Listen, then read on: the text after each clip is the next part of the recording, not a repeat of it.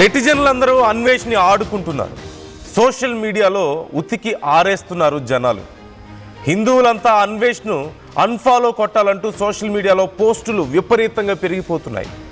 అన్వేష్పై serious action తీసుకోవాలంటూ చాలామంది demand చేస్తున్నారు. 2 రోజుల్లోనే లక్షల మంది అన్సబ్స్క్రైబ్ చేసేశారు.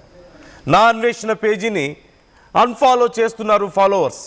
ఇప్పటి వరకు నా అన్వేష్ ఛానల్ను 2 లక్షల మందికి పైగా అన్ఫాలో చేసినట్లుగా తెలుస్తోంది.